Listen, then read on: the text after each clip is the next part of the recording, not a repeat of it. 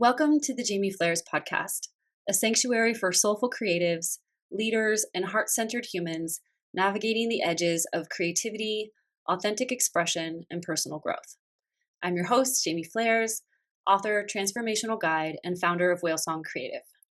Today, I am so delighted to welcome our special guest, Liz Roberta. Hello, sweetheart. She is a Hay House author and a spiritual business coach. As an award-winning business leader, she offers spiritual business coaching to healers, coaches, and wellness entrepreneurs, helping women align with their higher purpose and grow their business with soul. She is the author of Living in Tune, which was inspired by her journey from not knowing her soul gifts to running a soul-aligned, six-figure online spiritual business. Today, we are going to explore the journey of embodying our soul gifts, accessing our intuition, and leading our lives by it. We'll discover how Liz guides others through this journey in her business, and we'll explore her adventure of writing and publishing Living in Tune. So welcome, Liz. I'm so glad that you're here. I'm so honored to have this conversation with you today. I am so happy to be here as well. I feel like it's going to be juicy. Yes, me too. We were talking about all kinds of juicy things before we even hit the start button here. So maybe we'll return to those, or maybe new things will emerge. Well, I'm sure that they will. So Liz, I would love to start. So, I've been kind of diving into the medicine of this book, Living in Tune, that you wrote.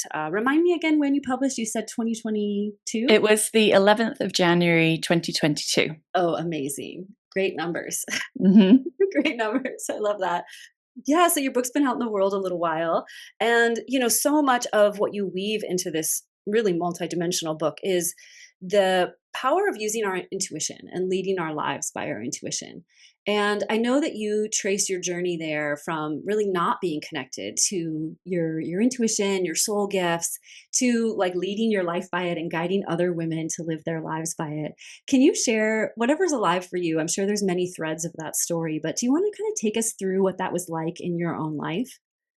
Yeah, it's so funny that you said there are many threads, because every time I do a podcast interview about the book, and there have been many, I tell the same story in many different ways, because there were so many different parts to that journey, from childhood to author and business owner. And I just kind of highlight the pieces that feel relevant in that moment. So I'm going to start at childhood.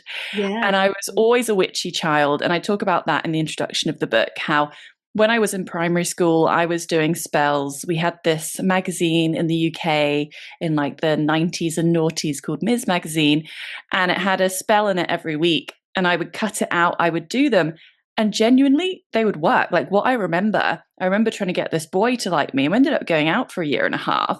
And I would spend my pocket money walking into town to get a pink candle, some lavender oil, or whatever these spells needed. And I would do spells in my room completely on my own. I don't remember ever mentioning this to anyone, not out of shame, but it was just always there. It was a part of me.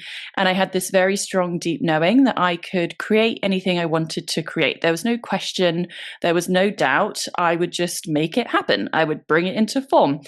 And I was always this, kind of witchy child. Then when I was 14, my friend introduced me to tarot. So I have now been reading tarot for 20 years.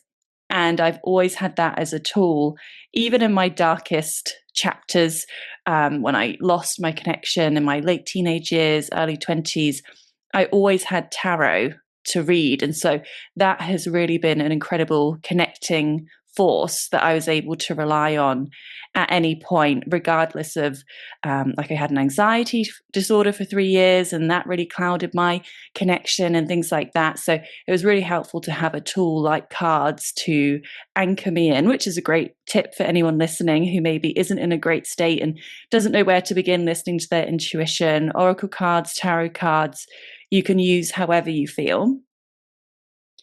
Then I'm trying to think, what parts do I spare you and which parts do I go into? I went to school. I was always a high achiever. I did an economics degree, and I grew up without any money. My parents broke up because my dad had secretly gone bankrupt, and it was a whole thing and very stressful. And so I was really determined to have money. And I thought, oh, my life will be so much better if I can have money. Everything will be sorted. Everything will be great. And so I found my way into investment banking, did the JP Morgan grad scheme. And I was really unwell at this point in my life. This was the time of my anxiety disorder, which I didn't know was a thing until I went to the doctor and had multiple appointments because I had insomnia. I was just like so hot and sweaty all the time, really bad headaches every single day, palpitations, all these different symptoms. And I had multiple checks, blood tests, etc. And then the doctor said, oh, it's an anxiety disorder, and ended up being on 2 medications for that, which really kicked off my spiritual journey in a new way. I'd always had this connection and witchy side of me, but that forced me into the world of alternative healing, because what they offered was something to help the symptoms. It wasn't a cure. And I thought, well, what am I going to do? Just take these pills forever to mask the symptoms? Like, even in my early 20s, I realized, well, I'm not just going to stay on these pills forever. They're great for the short term. And so that's when I tried acupuncture for the first time, Reiki, crystals. I was trying all these different modalities, past life regression, meditation. And then that was where the cure actually was. It was in my subconscious. I also opened my third eye in that process when I was doing a 3-hour-long meditation on YouTube to open my third eye. And then within the week after that, I got 3 very clear premonitions, pull down premonitions. One of them was of me hunched over a car steering wheel, crying my eyes out. And I thought, oh, hope that was weird. I hope that doesn't come true. And then it actually did come true shortly after, because I'd applied for this job that I really wanted as a buyer. And then I got an email. I was expecting a phone call, and I actually got an email to say I hadn't got it. And I read it in the car, and then I was crying my eyes out in the car. And I realized, oh, that was the vision. That was the vision that I had. And so the reason I was trying to get a job as a buyer was because I actually went into fashion next. So I thought I still hadn't quite twigged how to make a spiritual career. It was always a part of me, but I thought, okay, finance, definitely not for me. What if I'm more creative? I've always loved fashion. It'll be really fun and Devil Wears Prada vibes. Like, that'll be great. I'll be a buyer. I can travel. It'll be so glamorous. Okay, yeah, that's very me. And so I then went into fashion, and I did get in as a merchandiser in the end. While I was there, the universe put little breadcrumbs on my path. So I sat next to my boss, who was also a triathlete outside of work, and he started recommending personal development books to me, like Rich Dad, Poor Dad, The 4-Hour Work Week. It was around this time I read The Secret for the first time. And when I started in fashion, immediately I already knew it was wrong, which is a bit of an issue because by this point I was engaged. We'd just bought a house. And so I had another sinking feeling like I did in finance. This is not right again. But I was a bit older this time, had a few more commitments, also really worried about looking around at family and friends and everyone thinking, she is so flaky. And I knew I am not flaky, but I just wasn't in alignment. And so it was actually much harder when I'd gone into a whole second career and realized, I don't think this is it either. And then there were multiple other steps along the way, the universe supporting me. And I tell more stories in the book. But years later, I ended up doing 2 other entrepreneurial ventures, and then realizing, the posts that do the best, I had a yoga brand. The posts that do the best are the ones where I write my insights, and they would do way better than any of my other posts. So I thought, what if I just set up an account? This was in 2018. What if I just set up an account with just my musings and my words and inspirational quotes? And that was the account that is my Liz Roberta account today. It started off as a inspirational quotes account. And then the first offer that I did was paid tarot readings. Then I added coaching. Since then, I've obviously got the book, masterminds, memberships, courses, all the different offers. So it's grown really organically, very gradually. But it was a gift that the whole way through my adulthood, I had a very strong sense of my alignment, and I don't have the ability to do things that aren't in alignment for very long.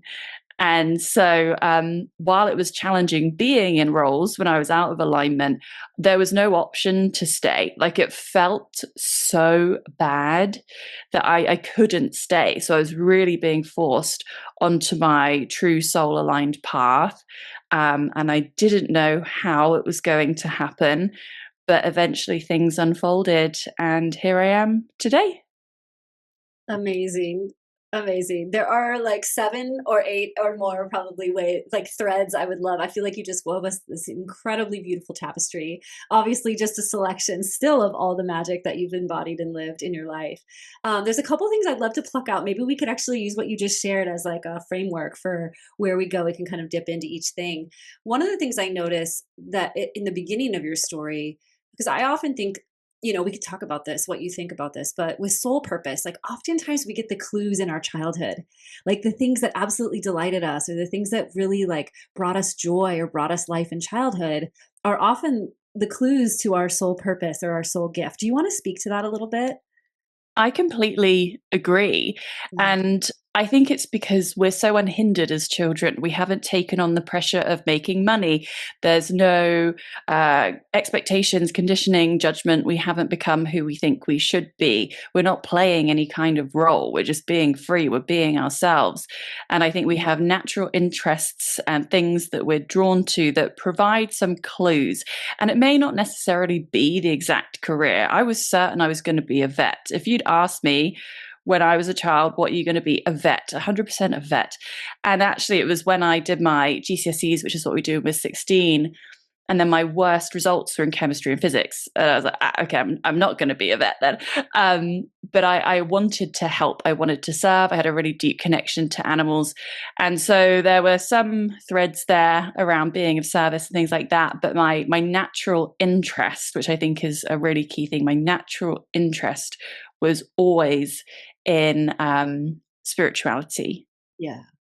Oh my gosh, I love that. I wanted to be a vet growing up too. Just side fun. I know I was like for sure, but same. I also wasn't like go chemistry, physics. Like a little part of my brain that like computes physics is not a very strong muscle. So, but I do think that is that like, the connection to the natural world and the connection to service and support and even resonance, like the way that we can resonate and be in harmony with animals and connect with them kind of also is a clue into, being a helper, being a healer, being one that, really connects. And yeah, so I love that. I love that. Yeah. Definitely. I would love to. So the next thread I want to pull is thinking about money. It's funny. I come from a banking. We have a lot of interesting threads that are parallel. I come from a banking family, but thinking about money. So the question I think I want to pull out here, because there's a lot to consider here, right? We go in. You just spoke to how in childhood, we're sort of free of those constraints of like what will make us money, right? And then we move into the world and we have those pressures or constraints on our very survival and the culture, its conditioning. And I'm curious, being even like kind of jumping to even where you are now, where you really lead a soul-led business and you inspire and support others in doing that. How do you navigate that kind of paradox that we all walk with, which is I have to have a business or a livelihood that makes money, but I also want to be like soul aligned. Like, how do you think about that these days? I think they go perfectly hand in hand. Yeah. I think doing the money work is vital for anyone, but especially when you're an entrepreneur, because that seriously holds people back. And I see it often when people are afraid to charge for their gifts, or they're undercharging, or they have this real problem trading their work for money. And that's one of the things that I'll always tell them is like, this is literally your survival. And especially when you're a full-time entrepreneur, you don't have the choice. You don't have the choice anymore to play around and to dip your toe in with and to do what you have. There's no choice anymore. You have to make a full-time income and you just have to get over yourself. But if you create your programs as divine vessels of transformation that are channeled through you, that you love to create, and you're serving the people you're here to serve, it doesn't even feel like work. And also what I've found, and I've been shown along the way, for example, I did a free course once. It was a 3-part online course. It was in 2022. I was in Costa Rica, and it was a freebie. And 45 people signed up to it. And I went on one day to have a look because I can see how people have progressed. And one person had started it. One person had started it. And this was some time after. And I thought, wow, that is what happens when you give people things for free. Now, it's still important to give people things for free, but it showed me if I compare that to one of my other programs that people have paid for, the completion rates are wildly different and people are invested. And so that was a great lesson for me, that it's not always about just giving everything away and thinking that's going to get people the best result. Give things away as a taster and a gift.